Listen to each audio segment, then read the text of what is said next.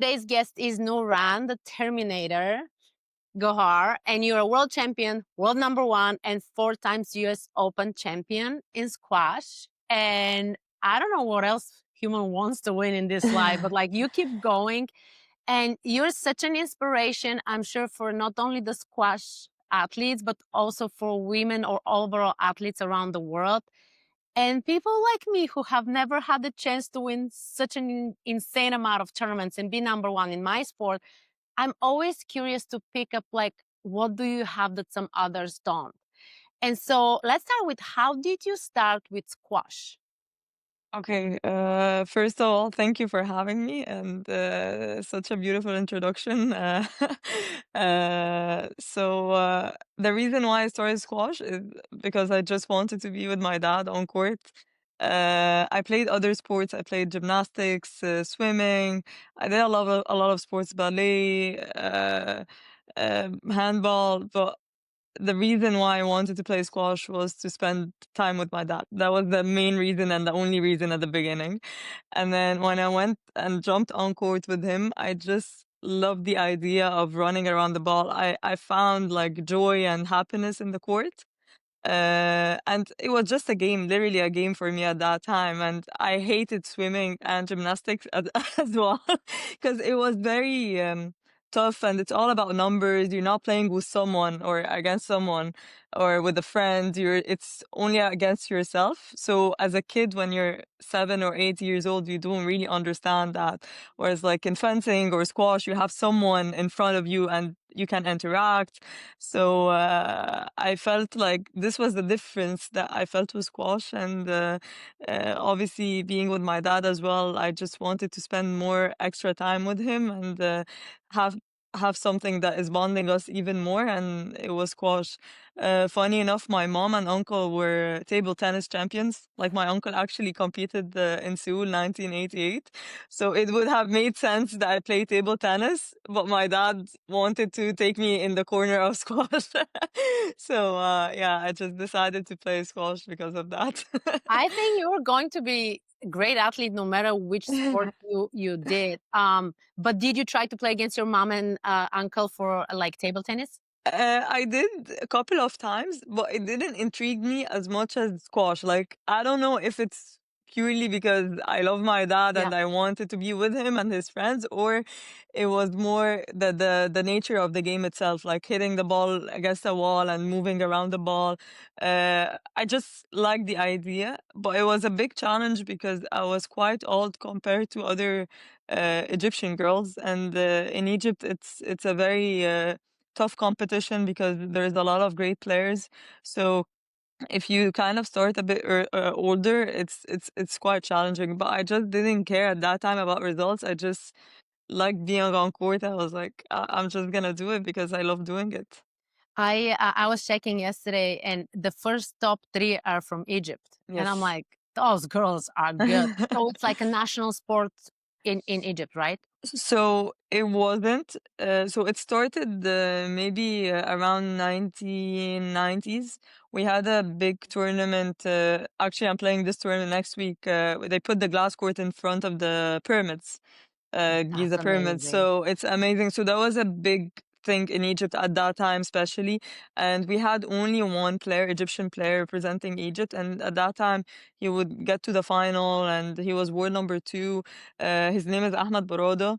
So he was like kind of the Mo Salah, but in squash, and no one knew squash before him.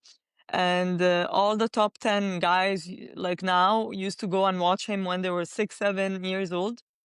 So when you have this icon in front of you and you go and watch him, and one day you want to become like him, it's big. So that was on the guy's perspective. For the girls, it never happened until 2015. We had the first ever Egyptian woman winning, being world number one and winning world championships, and that's very recent times. I mean, so that's like nearly 5, 6 years ago, 10 years ago.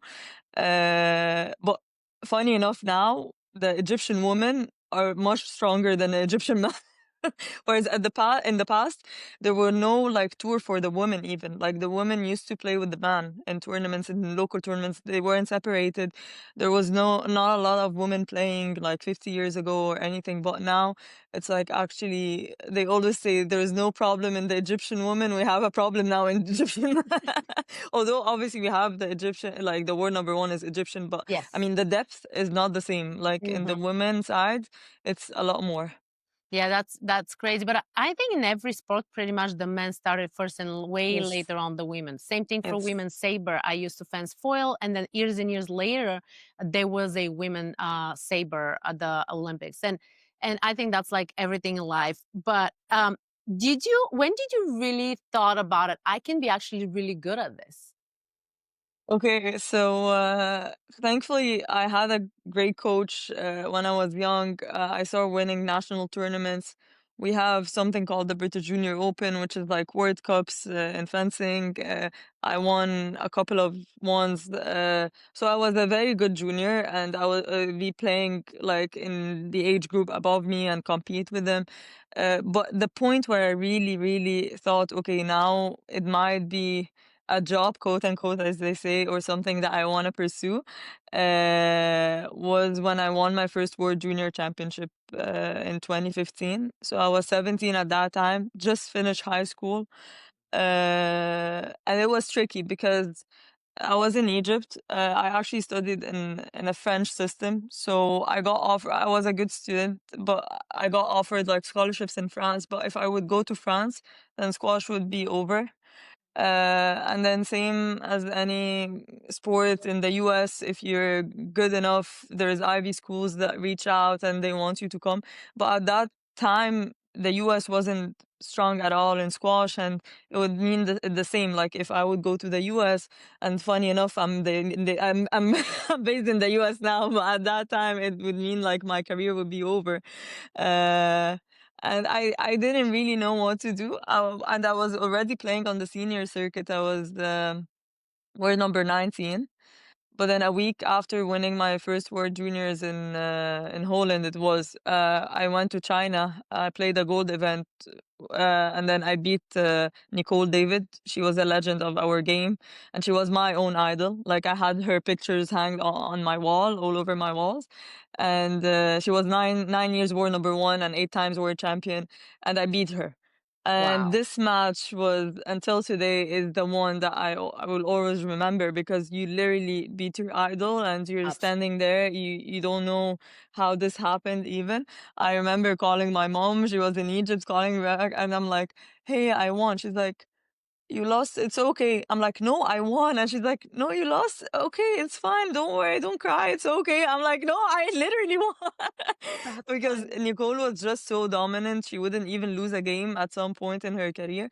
So to beat her was a big deal. And I remember like it was all over the news in Egypt, and I was just this kid, 17 years old, like not understanding what's going on. And then I knew, okay, maybe I can be a good player. Yeah. But do you feel like, because we're always paying attention to when it's a healthy relationship between the athlete and the sport and unhealthy, and when they put so much pressure on themselves, because Yes. sometimes the parents don't put that pressure. And from all your stories, I'm finding that you just had fun. Even from the beginning, you just wanted to have fun. You didn't put like that much pressure. I have to win. I have to do this. It's kind of, you may have a goal, but it's not the have to. Am I correct? I always, even actually now, since I got older, so I talk to my parents a lot because I love the approach that they have. My parents, it was never about the results, never ever. But they were very harsh when it came to my performance. When it came to I'm not giving my 100% on that day. Like I remember a lot of times I would lose matches, and the first people that are like my mom is like, "Good job, you did great." And she's not doing this because she's seeing me upset or anything. No, she's like, "I know you did your best. I know what you were going through. This is amazing, bro." And I would win matches, and they would be like giving me very hard time and telling me this is so bad, being so harsh because they felt I was a bit lazy with my movement or my technique wasn't there. In squash, for example, we have something called soloing. So it's just you and the ball, and you're practicing solo practice. And a lot of kids don't like to do this. I would be like spending hours doing that, 3, 4 hours every day, and my parents watching me. So yes, it was about having fun, but it was also about discipline. Like my parents, not only in sports, like in everything, it's like if you do your best, results is like they always told me the hardest part is training. Tournament is where you just go and express yourself and enjoy it, and but the hard part is the training, and you need to be very disciplined, and you need to give it everything. So I think that's why results were never an issue for me. But I feel like you put pressure on the results, but you're not doing the work or you're not doing enough work, then this is the issue. And I always say it, uh, for someone, for an athlete, you will never find a successful athlete or someone that get to the very top of the game without having the push of the parents. Obviously, the coach and everything, but the parents have a major role. And like you're saying, it has to be healthy. There is a fine line between being too pushy and getting, for example, I see parents, they're taking the role of the coach sometimes, and they're like talking technical and stuff. This is not right. But the role of the Yeah. parent is to be supportive. That's why we call it being supportive, educating the kids on and off, like the sports feel like, okay, you need to be disciplined, you need to be committed, you need to have rules, you need to follow the rules. But at the same time, when it's a break, it's a break. We don't talk about sports anymore. So I feel this balance. I always tell my parents, I don't know if you were aware of this, but I'm very grateful that you raised me that way because I'm 28 now. I've been doing this sport for nearly 20 years, and thankfully, I don't hate it. Whereas I see people after 5 years, they just want to leave the sport. So, yeah, and my dad used to always tell me sports is a major part of your life in general. Whether you're competing professionally or after you retire, you still need to go to the gym and take care of your health because at the end of the day, you're doing sports to be healthy. Absolutely. Obviously, you want to be successful, but health is very important too. Absolutely. You said so many good things, but I didn't want to interrupt you. Now I'm gonna kind of try to track back. So one thing I love that you said that the parents should be supportive, but never take the role of the coach. Yes. Because so I get to experience both sides of coaching, one when I'm with my kids and one when I'm Yes. with my Oh, athletes. that's It's a hard. very fine line for us because my son is always telling me, when you're coaching me, I feel like you're mad at me because you're my mom. Yeah. And I cannot make a difference between you, the coach, and you, the mom. And I say, well, Nicholas, we have to figure this thing out. Yeah. And Yeah. many times I'm telling him, let's say he loses a bout on tournament and he's super upset. And I'm coming to him and I'm like, it's okay. Because I know he Yeah. put effort. I can Yeah. read that Yeah. effort. But he's Yeah. like, oh, so you're proud of me now that I lost? So you just think I'm like, I'm just saying that Yeah. I love the effort you put and I'm giving you credit for it. So when I'm That's giving a you very credit, sensitive position. That's a very it's a sensitive. very Yeah. weird thing. And sometimes he wins the bout, but I'm like, you know what? But we gotta fix this and this and Fix that. So this. Yeah. but also he's 13. We have an older son who he cannot complain about the pressure because we have never, ever, ever put any pressure on Fresh. him. But I said effort. So Yes. we pay for you to do something you enjoy. I want to see effort. Yes. I don't care if you win or you don't win. And he has a Exactly. very healthy relationship with the sport. The other thing that you mentioned, and we speak about kids all the time and athletes, everybody wants to be the best. That's what they're saying. But they Yes. don't want to miss the parties. They don't want to do the annoying exercises. They don't want to sacrifice. And I was thinking this morning, I probably can interview 100 top athletes in their sport, and none of them will say, I went to all the parties, birthdays, proms, and this. No, you sacrifice. So no, it's almost like, have you seen this image of like where it's like a little The like a little ice iceberg. on the top, but that is Yeah. yeah. And the iceberg from the, What yeah. Yeah. Yeah. what goes behind the scenes is so much work It's and a lot. dedication because people now see on your social media your trophies and stuff, but they don't see how when Yes. you're down, how you feel, how much work you're putting, all the 3 practices a day you do. Not Yeah. everybody's willing to do that sacrifice. For sure. So that's I why mean, some will be I missed my own graduation, 2 graduations actually, I miss my prom. I miss all of this because, like you're saying, I miss all, like in Egypt, weekends are Friday, Saturday. So Thursday night is like Friday night here. I never went out with my friends on Thursday nights because I was on court practicing until 9 p.m. Uh, but I think this is where mental toughness comes in as well. And back to your question of everyone wants to win, this is pressure. I've found joy in that. Some people, this is not their happiness, and you cannot blame them for that. I mean, life, there's a lot of things to do in life, but I knew from a very young age that whatever I want to do, I want to be the best in it. And that was the question before going pro. Am I gonna be war number one? If I'm not gonna be war number, if I'm gonna only be war number two, no, I don't want to do it. Again, That's the many mindset you people have. would say, yeah, I know many people would say this is you're gonna get burnt out, blah, blah, blah. I understand all of this, but this is how I function. Like even in school, if I'm gonna study, I need to be an A student. I cannot be a B student. Even being a wife, I try as much as I can to do the proper things.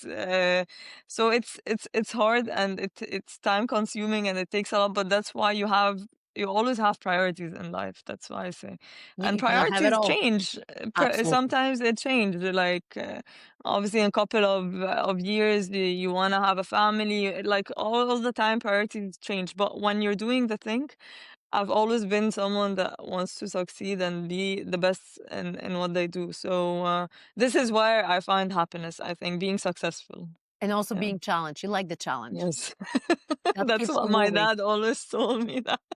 My dad and my mom, they're like, if there is like an easy path, no, you want to go around the mountains and go up. You can reach the same. I find joy in challenges as well. But Like this the is another thing. but that is very interesting because I'm gonna tell you something. I can speak to any person about anything, whether they're an athlete or not. Yeah. But I don't get lazy people. I don't get people who don't like challenges and who are like, oh, challenge, goodbye. Like, but Yeah. then you're asking, oh, but how do you do this? But well, you gotta challenge yourself to grow, Yes. to get To better. grow. Yes. So I remember a crazy thing is like I learned how to put tile on our laundry because I want to learn how to put tile. So I'm in the store and I'm buying a tile. I'm buying whatever they tell me I need to buy. And Yeah. this guy in the store is like, "Do you know what you're doing?" And I'm like, "Don't figure this out." I figured it out. So I figured it out and I went back to the store a couple of weeks later and I showed him the picture what I did and my husband helped me a little bit, right? And he's Yeah. like, "You actually did it?" And I'm like, "If you don't challenge yourself to grow, I love Yeah. the challenge." That's how I was always in Yeah. fencing.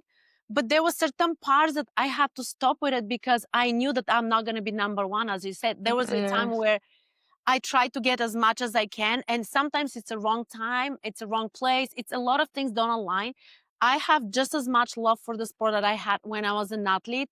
And I realize now I'm enjoying it, I think, even more because I'm helping kids who've been in my position. Like I had this video that I researched before I posted that only 1% or less than 1% of the athletes will reach Olympic medal, world medal. And I was part Exactly. of the 99 that we didn't. And I Yeah. want to speak to the bigger audience, like it's gonna be okay life after this one. And you're still a great person and you succeeded and you're number one in coaching. And like that's why I say like if this path you're not succeeding in it, there is million of other paths. And again, when you look at the athletes, oh, he's number one, he's great, he's enjoying. Yeah, but he in other aspects of life, he's zero. He's not even on the picture. So, so, and it's just an equation of life, and life is fair. And at the end of the day, if you see the bigger Yes, picture, it's fair. But yes, again, it depends on, like you just said, like timing, also capabilities, and abilities. Sometimes the kids they don't have this ability. Like I have two other brothers, so actually my youngest brother has started playing on the professional tour now. So it's so funny. Like my mom was very harsh in discipline and all of this when I was young. Now it's so funny. Like I always try to tell her like come tell me some comments like when you used to like how you used to do it when I was younger. She's like, I'm retired. I'm retired from school. She put so much effort in that so that my younger brother, the middle one, when he started playing, she didn't put the same effort, not because she didn't want to, but he couldn't. I think that he's a very smart boy. Like he studied engineering. He's into coaching actually now, but she knew that he wouldn't sustain pressure. This is not him. Like some people they can work under pressure, some people they cannot. Hmm. My youngest brother, he's not actually in a way he's like me, but character wise he's more, he wants to party, he wants to have a life, he wants to, social life is important for him, which is very important as well. I'm not saying it's not, Yes, but yes. his priorities were different. When he turned 22, he's like, okay, and he's super talented in squash. So you would see it's a shame that he's not putting in the effort, like, and now he's becoming very disciplined. It's just like you're saying, timing. Timing And is you cannot everything. and you cannot push him. So it's abilities and timing. And now he's like playing on the circuit, starting to win tournaments, but it's his timing. Like if he was 9 years old and my mom was like pushing, pushing, pushing, he would be like, he at 22 he would be hating it. He doesn't want to do it. So, and that's another thing that I think people need to realize. You need to understand the abilities of your kids. Not everyone is built. We always, me and Ziad, we always talk about this. Like you can have a player that has some talent, but doesn't have the character of a champion. Champions are, they have the character in them. Like there is stuff that you cannot teach. You cannot teach determination. You cannot teach passion. You cannot. These are things that are not teachable. So when a kid comes and the parents are trying very hard, but the kid doesn't want it. He doesn't want it. What can we do about it? Like yes, you can teach technical stuff. You can teach tactics, but you cannot teach character.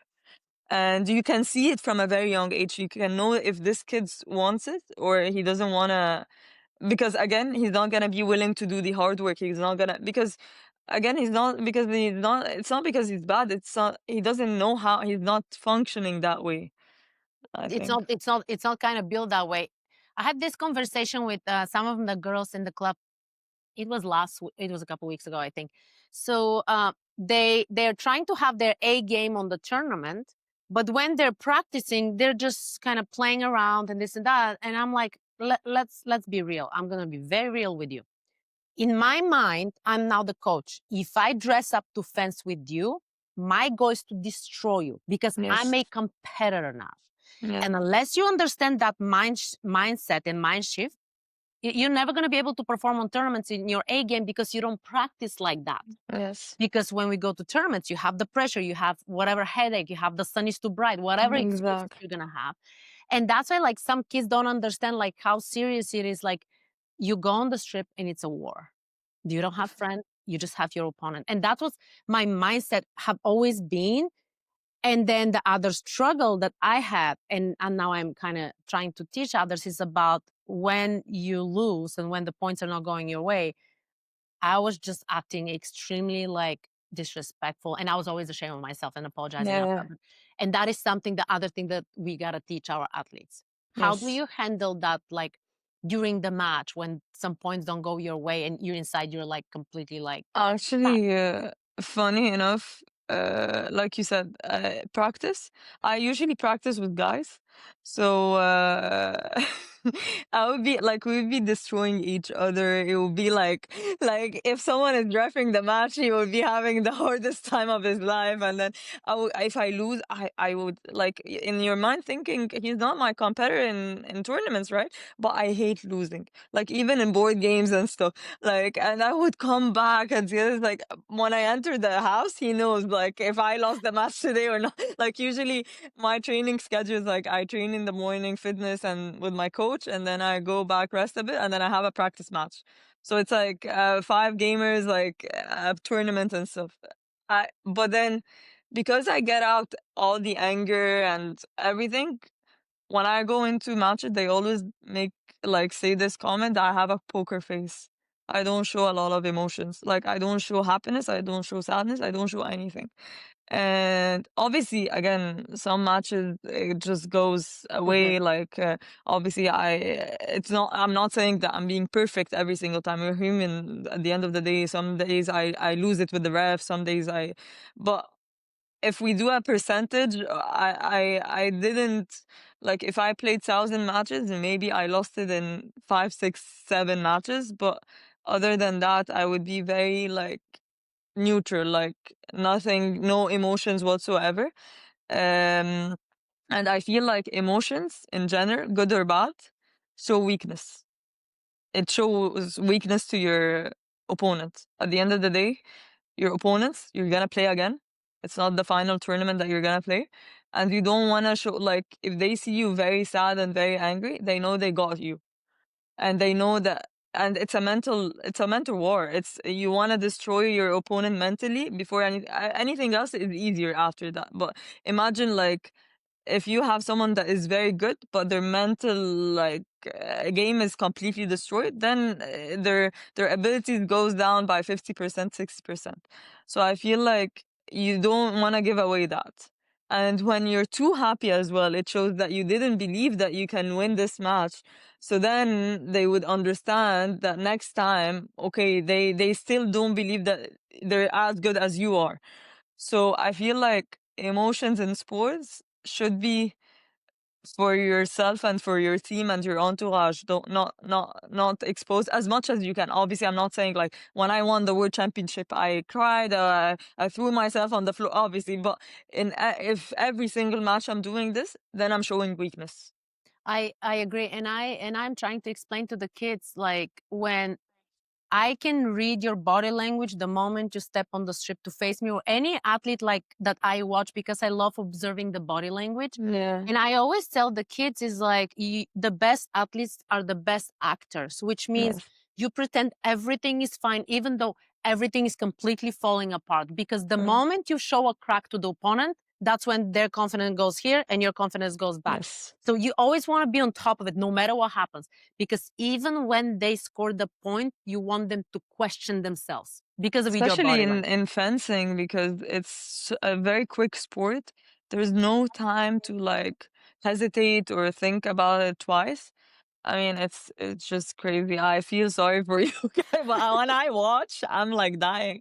Like every single time when Ziad is like fencing, I'm like on the floor. Like it's very hard. Like Yeah, you have like a couple seconds between the points to figure it yeah, out. yeah, And yeah. also it's certain mindset for 5 points and certain for 15. And it's like Yes, it's constant battle, everybody with everything. But yes. I mean, we chose it and sometimes, you love what you do and sometimes you're like, why am I No, doing no, this? it's an amazing game, but I mean the mental side of it. Like they always say, squash, you need a lot of mental. There is a lot of mental game, which I agree. But I think fencing is even more because the quicker or the points are very quick. There is a lot of parameters to deal with. You need to deal with the ref. You need to deal with your opponent. You need to deal. So again, when you get a bad call, how do you just switch off and then think about it? Don't feel like, oh, I got a bad call. You feel sorry about yourself. Then 5 points are away in like a blink of an eye. So I feel like this switch is very important to Yeah, and I have. think because for us, the saber, we have a lot of bad calls, and you Yeah, cannot do anything about it. yeah. Compared to, I don't know how it's in squash. Do you guys have video review? Do you guys have that? We have, but at some point, it got very messy. And you didn't understand the calls at all because the refs were trying to take another trajectory to make it more understandable for the public, for the people that don't really watch squash. So even at some point, Ed was making fun of it. He's like, "You getting worse than the saber refereeing." Like it was a joke. Like, but now it's getting better. We have the video referee, but we're playing 5 games. Every game is the 11 points. So best of 5. So you can the first Mhm. that gets 3 games. But then in those like it's like an hour or so, you only get 2 videos. So it's not a lot. Like it's not like every single time. So yeah. Do you have any rituals or things you like to do before you compete? On the day of the competition, or yeah, for sure. So our tournament is a bit different than fencing. We're a bit like tennis, for example. We start round 64, and then you have one match per day. And in the early rounds, you have rest days in between as well. So, for example, I started on round 64. I woke up at 8 a.m., had my breakfast, practice, came back. Like I have a certain routine. I would fix to it for the rest of the tournament. Like same time, same people, same everything, same meal, same everything. Uh, it's out of being in my comfort zone, and that's something that is very important for, like, I always talk to my mental coach about it, and one of the things that he teach the kids that he work with is that, but he was like, you already have the, but I I started implementing that without even knowing that it has a mental effect after or something. I just feel comfortable doing this. So usually what I do is I like to wake up very early before anyone else. Like I like to wake up at 6:30, pray, and then go to my practice, early practice, 7 a.m., and then come back, have breakfast. And then I would talk with my coach a bit about the game plan, what we're gonna do, watch a bit of videos, and then go to my room, rest, nap for an hour and a half, have my lunch, and then wake up. And then after lunch, I would prepare my stuff, pray again, go get coffee, talk to my coach and my mental coach, like my squash coach and my mental coach, but like just for 5 minutes to refresh my mind of what I need to do. And then the hour or the hour and a half before the match, no one talks to me. I just have my AirPods on. I'm just focusing on my what I need to do, and I start warming up 45 minutes before the match, and then play the match, recovery after, so I cool down on the bike, and then get my physiotherapist to do some massage treatment, ice bath, eat dinner, and then sleep on to the next one. So that's basically everything that I do on a I day. always tell the kids that they need to have a routine that works for Yes. them, and also what works for some, it may not works for others. Yes. And I always see the mistake that they're doing is like always trying something new during the day of the tournament, whether it's Mhm. new food, whether it's something new. And I was like, when they have their greatest tournament, and I'm always telling them, write down every single thing you have done. I don't care if it's the how much water you had, how much, what did you listen, and all these kind of things, because they make a difference. They don't do Yes. this. They go to the next tournament, and it's a completely like, Coach Stetsi, can you tell me what I did? I don't know what you ate. I have so many athletes to think about. But also the other thing, I was literally explaining to the parents, if you want your kids to get electrolytes during the tournament, which is great Yeah. because of hydration and we have a Yeah. long time, But don't then get you them drink it only for the tournament, because you don't know how they're gonna feel about it. yes, because Like it can be too sugary, the flavor they don't absolutely. like, And I the have other the certain other flavors, like, I can never change my flavors as well. do you drink electrolytes during the Yeah, tournament? yeah, for What sure, flavor do yeah. you like? So, I like fruit punch and, anything red actually, but mainly fruit punch and raspberry, that's the Yeah, main, I like, like I the don't like colors too. the orange, I hate orange. Lime, I can have it, but I will have it more in practice, not but in matches, usually. So you know the big pack where it has all the flavors. I pick the fruit punches one, and these Yeah. are the one for the tournament. The other one I can have it in training. It's Yeah, fine. But so I'm kind of the same, because in the club I get this like the raspberry and the pinkish one, and yeah, everybody's like, "What are you drinking?" I'm like, "Electrolytes." I don't make them colors. I mean, that's how they come. But that is a big deal to do the same thing you do at practice to do at performing. And yes. the other big issue is, let's say you play with certain racket on the practice and completely different on competing. That doesn't But make how sense. you know? Yeah, yeah, yeah, for sure. I actually, to this point, I grip the color of the grips. Sometimes it doesn't matter. Like I have it in orange in every single tournament you see. It's orange. It's gripped the same way. Actually, fun fact: my mom is the one who grips it for me, and I have the strings in a certain way, orange as well. Like it's very organized. Like yeah, But do you see, like I hope everybody hears how important is everything, because all those little pieces are making the puzzle of the yes. finished product, finished not product, but like your goal and everything else. I'm very curious, what are your favorite exercises when you do with your training, and which are the least favorite, but you know they're important? uh, Okay, so I love so in the off season we get the time to like build stamina and stuff. So in general I like running, but long distance, like endurance running. But squash, obviously, it's important for squash, but during the season, you don't do much of that because it's not really sport specific. So I hate more like the sprints and like the short distance things. I'm not great at it. And also, funny enough, anything like coordination and agility, I'm not the best in it, but I need to do it. So I do this with Ziad actually a lot because he's much better in it. So I try to get better at that. Um, I what to be honest, the thing is that there is not a certain thing that I hate, since I know that I'm not. If I hate, it means that I'm not doing it well, and if I'm not doing it well, I will keep on doing it until I'm good at it. So there's nothing that I really hate. But in the past, I was a very weak, like I wouldn't like lift weights and stuff like that. So, but my trainer like really pushed me to do it. So I would sometimes hate like doing split squats with the front rack, like heavy, like maybe 150 pounds and stuff like that. So it's not cool. But now, because I feel the effect after that, it makes me more explosive and thing. So I love it now, and I'm getting much better at it. But 2 3 years ago, I would hate like weights, like lifting heavy weights. Like I would lift normal weights, but now I'm lifting even heavier. So I think this was a big change in how I train as well.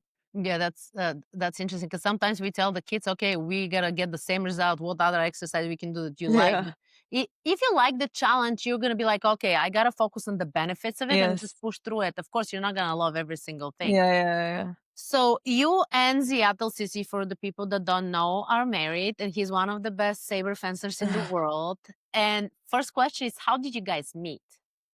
So we actually met through sports, because in Egypt, I don't know in other countries, but in Egypt, you're kind of, if you're good at your sports, you kind of know the other athletes. They do like meetings, like sports meetings and stuff like that. Fun fact, when I was young, when I started playing squash, my fitness trainer was a foil coach. So he wanted, so he wanted me to get into fencing. Every single session, he would train me for squash fitness, but he would every single time tell me, and at that time, squash wasn't an Olympic sport. He would tell me, "Your commitment can make you a great Olympian, and you can go to the Olympics. I will get you a medal." Blah blah. I'm like, I don't want to get into fencing. I'm happy with squash. Leave me alone. And destiny, I marry a fencer at the end.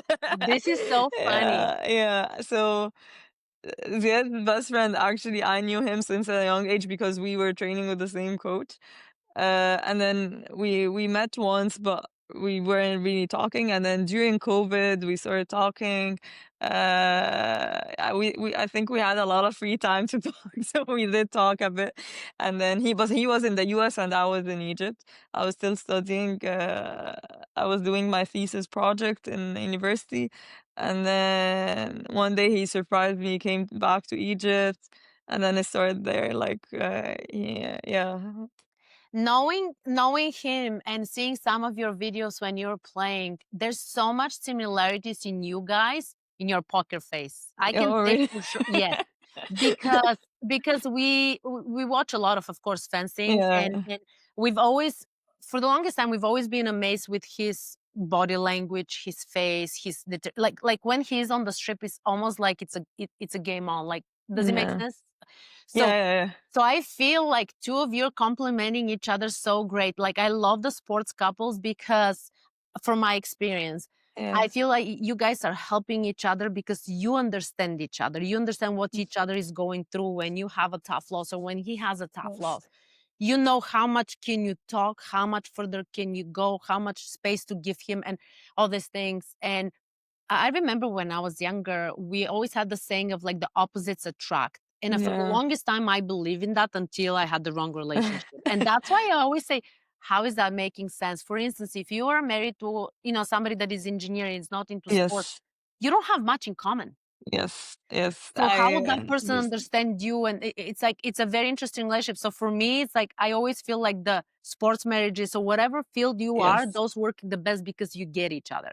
Yes, so since I was very young, I always liked life balance in general. like my parents always told me like sports is important, but your studies are important. Everything, family is important. So I knew that I didn't want to marry a squash player from from the first day, because I didn't want to go back talk about squash and him talking about squash, because it's the most common thing between us, and I didn't want to have this life. But I never thought about marrying a sports guy. And when I met Ziad and then we started talking, as you're just saying, we had the same mentality actually. Ziad is studied engineering as well. I did as well, because we had the same idea that life balance is important, sports is important. And obviously, him being, he's not just a sports guy, he's one of the best fencers in the world. He understands. And it's so much easier to talk to him than, because you're not trying to explain yourself, you're not trying to explain what you're going through. He gets it, like He he sees feels it, it. he He gets it. feels Yeah, you. he feels you. And I feel like, again, it has nothing bad to do with other people, but other people wouldn't get it. They want to help you as much as they can. Sometimes they're trying to be too pushy, or they're not, or they're trying to give you your space, but that's not what you need. You need someone to talk to you. So they don't really understand. So I feel like the only two people that can understand is your parents, and obviously your coach, but family wise, your parents, and someone that was an athlete himself, and not any athlete at a high level like he did. So for example, I'm a much bad loser than he is in terms of dealing with losses afterwards. Like, you wouldn't talk to me for 4 or 5 days in the past. Like, where's Nouran? She disappears. And losing in the final, like, it's still a great achievement. So he was like, he would laugh about it. He's like, if I get second place, I would be like jumping all over the place. But he gave me perspective, because for me it's only and always about one. The number one. That's all. If I'm two, then I'm a failure. And it's not true. It's, in a It's way, not. it's not true. It's a process. Yeah, you can be two so that you understand, so that you be a more solid one. That doesn't mean a failure. And he was much better at dealing with losses, to be honest, and I did learn that from him. So now it's like, I'm not still smiling after I lose, but I'm like, okay, we might eat today. The problem is, it's Yeah. not only affecting me, it's affecting everyone around. It's like everyone is grieving. Like, if someone died, like, for 5 days, my dad, my mom, Ziad, they cannot talk, they cannot laugh, they cannot do anything. So They it cannot was, even breathe because that bothers you. exactly, they're like, so, and the other one was laughing about it. He told me, like, listen, like, I play, you play sports. If I lose and you lose, you play 12 tournaments a year, I do the same. That's gonna be like 240 days. Only sadness. We cannot live a life like this. And it was true. And like, so you see another perspective, I feel, and it makes you more relaxed in other aspects as well. Absolutely. So for us with Chris is like, because he's saver, I'm saver, believe it Yeah. or not. Sometimes the people are like, you guys need to go on a date after practice. Yes. I was like, You still why? talk We talk about about fencing. fencing. I don't want to spend the money on a day where he's gonna, I mean, sometimes I'm like, let's talk about gardening or something. I just don't want to talk about fencing. Even though you love the sport so much, but there is so much sometimes that you Yes, like, yes, yes. we need to kind of, push a little Oh, bit. it's so funny. He got into squash at some point, and he would give me tips in squash. I was like, yeah, just sit aside now. Like, at home, sometimes we have like patches where it's all about squash. Like, squash matches will be on TV all around the living room, and he would be watching. You would be like really keen on watching. Like, there's certain tournaments that I don't play, but players are still playing. I would do the same. Fencing would be on TV, like European Championships or something. It would be on the TV. So, I mean, it's good It's a to good have the dynamic. difference. It's a good to have the difference in sport, that it's not the same sport, but yet it's the same core. Absolutely. And it's so I honestly I feel you guys are so blessed also the fact that your family is in the sports and being at a high level. So they'll Yeah. always be there and understand what you're gonna go through and tell you it's not gonna be the end of the world if it doesn't go your way. Yeah, yeah. So you're a role model for many, many women, not only in the squash, but I feel honestly like we all need those role models. What does that mean to you? Have you ever thought about how much impactful you are for us? No, I feel, for sure, I feel honored. Like, when you're going through your journey, or at least myself, you don't really see this part, because I always say the moment where you think of how amazing you're doing or how amazing your achievements look like is the moment where you're gonna start failing, or it's the downside of it. You always need to have this hunger, and you're like, no, I need more, I need more.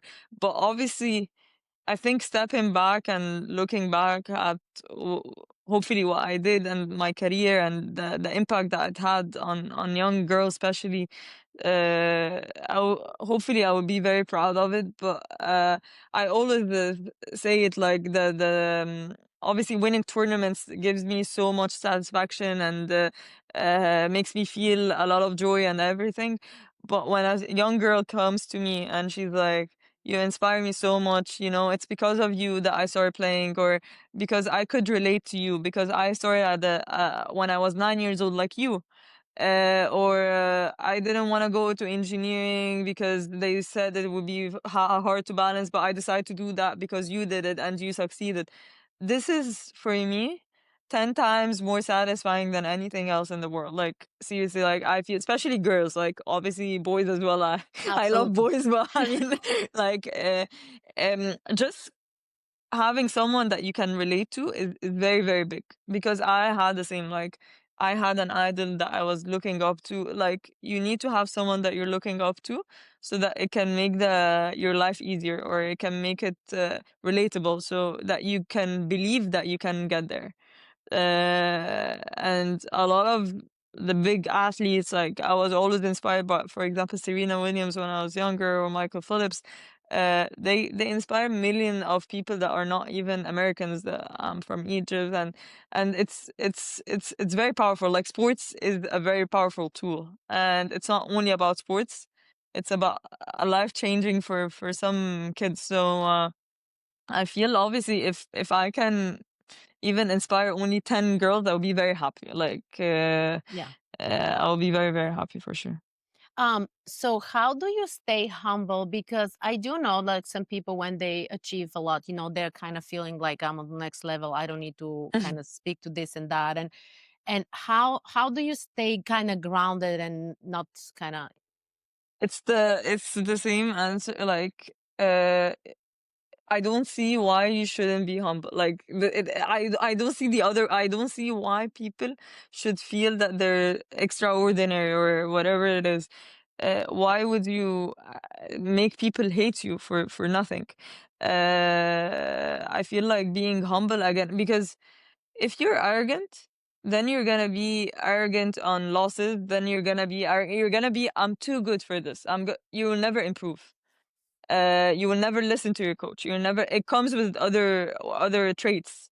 So I feel like being humble, like most of the athletes that achieve big things, if you talk to them one on one, you will always feel humility. You will always feel they're down to earth. You'll always feel. Uh, Obviously, they cannot talk to every single person because it's a lot to do. But their entourage, they will always not be someone that is sassy or like seeing that they're the best in the world. Like, the moment again that you see yourself the best in the world, it's the moment you're gonna get to like a downfall. Absolutely, absolutely. And I always think about it, like as a coach now, and the kids are achieving great success, but I always tell the kids, even the fencers, like today I want to be better coach than I was yesterday. It's Yes. never good enough. It's never like you might have won everything. I'm sure that there's something I gotta improve on, and I have to get better.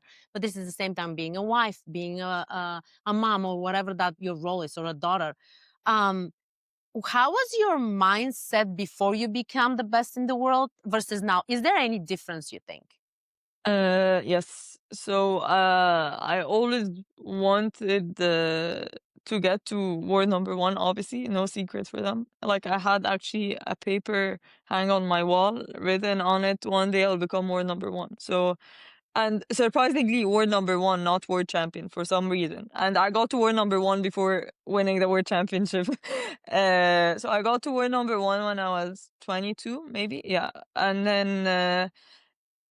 then I dropped to number two for a couple of months, and then I got back to world number one. It was different phases, so I got back to world number one until I got injured, bad injury, and I had to stop for 6 months completely. I had like tear in my plantar fascia, 9 millimeters. So it was a big tear. Like I couldn't walk for almost 3 4 months. I was in a boot, and it was a Mentally, it very was hard, painful. right? Yeah, yeah. It was a very, because I was playing at my best at that time too. And at that point, I didn't win a world. I won every single thing on the tour except the world championship, and obviously that was a dream of mine since I was little. And I got back on tour in March, and the world championship was in May. And at that time, I wasn't on the list that I might be a contender, because like I've been stopping for 6 7 months. I was out, and then I won it. Yeah, so that was quite an emotional week for me and everything. But since the injury, so I'm talking about the story because I had phases. So obviously, the first time I got to world number one, I think I was more results oriented than anything else. After that, when I got there and then I lost it, I felt like, no, I need to improve as a player. I have a lot of things missing. I have a lot of things that other players can attack me, and so when I started thinking that way, it was more performance oriented, not results oriented. And I always thought, if I want to be the best player in the world, I need to improve my version every single day. Because if I keep my same virgin, they're studying me. You are the only hunted player at that time. You're not hunting anyone anymore. And it's very hard because you need to challenge yourself daily. But if there is someone above you, it's easier. You see, okay, that's the target. But when you're the number one, it's like, where's the target now? You need to find the target. So, and my target, and my coach helped me big time. My squash coach helped me it was very like performance oriented. Okay, you need to, which is harder actually. Like it's easier to have a tangible target, but when it's just the, okay, I need to improve this technique or play this shot better, or it's harder to visualize it. That's what I'm saying. So when I had my injury, and I just took 2 steps back, 10 steps back, and sat down. I was literally watching every single match on TV, sitting there, couldn't do anything. But I found joy actually in that. I was like, I became a huge squash fan. Until that point, before that point, I would hate watching squash matches. I would finish squash, I would be like, that's enough for today. I don't want to talk about squash. I don't want to see. At that point, I became a huge squash fan, even watching like NC, like we call it college squash matches. So it's like NCAA's, like it's like not even professional matches. I would learn from every single player. So from watching, I learned that you can learn a lot. You can actually improve by watching, if you really want to learn. And I dropped obviously in the rankings. So at that point, pressure was lower. And people don't realize pressure gets into you, even if you're saying, no, I'm not pressured. No, pressure gets into you. And I felt at that point, I was very relaxed on court. I could really express myself freely. I had nothing to lose. My shoulders went down. The ranking was out. There's nothing that I need to defend. There's nothing that I need to prove. I just want to play for playing right now. I want to see where my level is at. So I remember when I got back on court after 6 months out, the first session was so enjoyable with my coach. I called my mom. I was like, "Oh, I can go back and forth in the court." I was very happy. It was like an achievement for me. Whereas when you're doing this every day, you're not seeing the achievement of it. So when you're in a downfall, actually the good thing about it is anything you're gonna do is gonna be an achievement in itself, and the feeling of achieving in itself is nice. So I felt like this phase or this period of life helped me in to change completely my perspective. That it's okay to slow down at some point. It's okay. Obviously, it wasn't my choice to slow down when I got injured, but I think God gave me the right time to slow it down because I needed that. I was completely burnt out at that time. I At was the completely moment, out. yeah, at the moment you don't know why, but that's why I always say the joy of the journey, because our life is full of journeys and you got to Yes. find the joy in everything. So you finally find the joy of like actually not competing in the worst possible scenario for an athlete. Yeah, And that kind of made you rethink about like, let me enjoy the sport in a different way, so you have more exactly. health, like better and healthier relationship with between you and Exactly. the sport.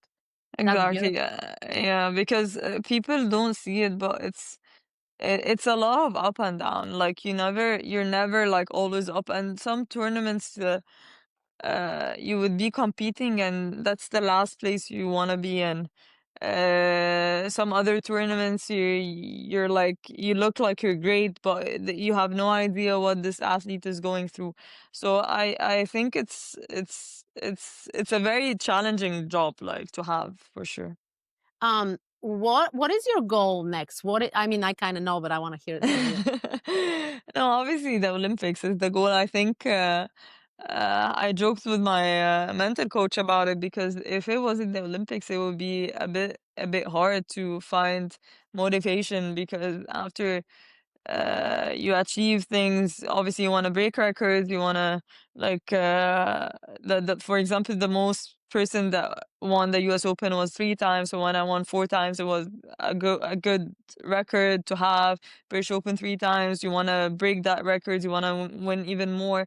Uh, so there is always like records that you want to break, but you need to have a big goal like in life. Like so, obviously world number one, world champion is always something on the list. When you check this list, okay, what's next now? What Hmm. can I do? So it came out of the blue, and actually, I was chosen as the athlete representative to like talk to the LA 28 committee for the presentation and everything. So I was kind of part of the process, which was an amazing experience. And we did that in October 2023 in Comcast, actually in Philly. And it felt amazing to talk about your sport to people that obviously great athletes, several times gold medalists, and to showcase that your sport is one of the best sports out there and it deserves to be in the Olympics was a huge honor for me. Funny enough, the presentation was a week before I won my third US Open, so it was all in all a great time. But then we only knew the response a year later when I was injured, actually. So I was at home, couldn't move, and then we got the news squashes into the Olympics, and then I'm like, okay. And I didn't win the World Championship at that time, so I'm like, okay, now two goals, World Championship and Olympics. Uh, and now, yeah, that's the biggest goal for sure. And but again, I know that it can be again a very stressful period and you want it to be more.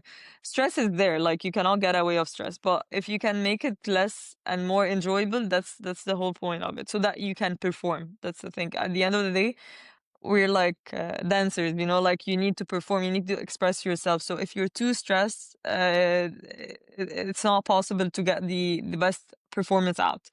uh, and 3 years, it looks like a long time, but it's not really a long time. So you need to have smaller goals during the season to be able to achieve the goal.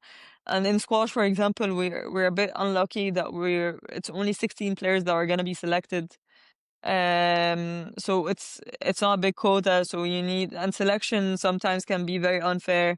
You need to be healthy, make sure your body doesn't get injured, because again, maybe you're the best player in the world, but at that time you got injured and you're just out.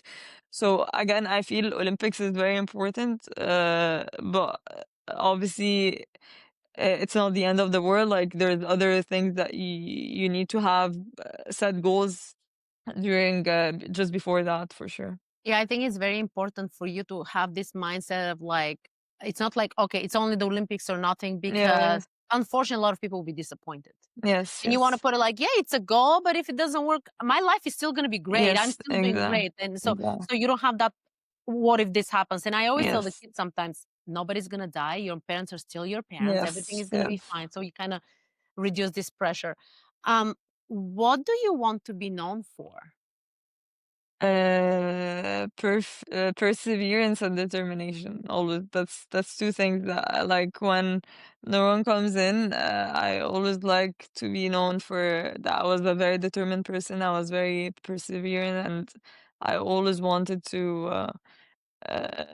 I was always giving my 100% effort every single time I would step on court, even if I'm injured. Even that's how I want to be remembered for sure. So I will add at the end. So I had this conversation with your husband Ziad before I met you on FaceTime. I was so excited. I was like, oh my gosh. So I was sitting with him. We were in the tournament coaching. We had a little break, and I was like, tell me about your wife. Like, tell me about how is she doing this? And I remember he's so proud of you. He tells me, he's like, Tetsy, I've never seen or met somebody so determined. So like when she's on. The practices, the waking up on time. She doesn't have excuses of like, I don't feel this. It's like, and I feel like it's so beautiful because you guys are inspiring each other so much, and that makes the Mhm. relationship even better because it's a friendship and relationship, and it's all those kind of things. But the way he spoke about you, because I was like, she had got something that not many people have. What is the secret? And he said it. He What does said she eat? the discipline and everything. It's like that's what everybody wants in an athlete, like the discipline and the sacrifices and the determination. And that's, I think you inspire him a lot, and that's great. He does the same, to be honest. To be honest, sometimes it gets hard because you too you want to succeed, and we're very stubborn people too. I feel Yes, like in order to succeed, you need to be a bit stubborn, obviously to a certain limit. absolutely. So it can get in the way sometimes, but we get things done at the end. So But we like those personalities because I was talking to Chris one day, you have your crazy, I have my crazy, but we're yes, meeting at different times sometimes, yes, which is yes, fine. I yes, think you're not gonna like somebody who is not like kind of bugging you a little bit, yes, like, yes. you know what I mean? So, Nouran, I want to tell you, I mean, I appreciate so much your time spent with me Thank and you. everybody who's gonna listen to the podcast or watch the video. There's so much incredible information for any athlete or any person who wants to be successful and how to have this healthy relationship with the sport or everything they do in life. And you're an incredible role model. And I Thank know you. you're gonna be a guest again. I'm gonna see when. Yeah, but I really appreciate you and I wish you nothing but the best. Thank you so much. I really enjoyed that. Thank you. Thank you.